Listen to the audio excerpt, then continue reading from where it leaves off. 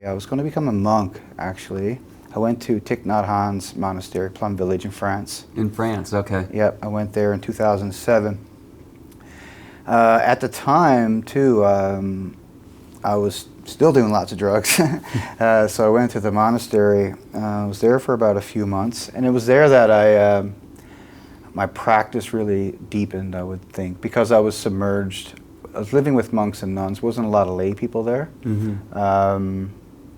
So it was really strict. You know, there was a boundary to the actual. We weren't allowed to leave for 3 months. We weren't allowed to leave, like a certain boundary.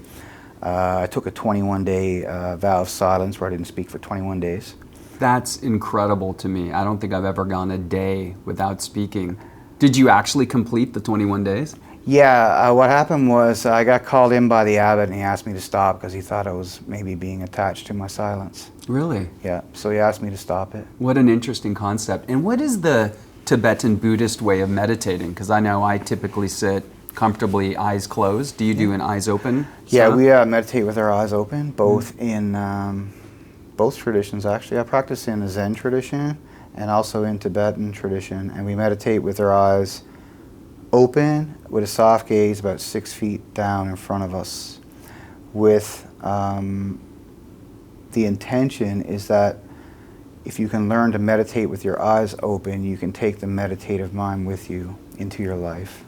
That's what they teach us. Right? Very cool. And then the heart of it is just taking a pause, is learning to reset, check in and with then yourself. the rest of it, mostly at that point, becomes common to other lineages. The breath, usually, of course, being the anchor. Now, I personally, after doing a lot of trauma training and my own trauma, I've come to realize that using the breath is not the best anchor necessarily for other people. We just need something that's happening in our present moment experience. So that can be sound, it can be sensation. If your teacher's playing music during yoga, maybe it's the music. It's just anything that will bring you home. I call home. I've been working with this concept of home, using it in my teachings, that we are home, like our body is our home, our true home is our body.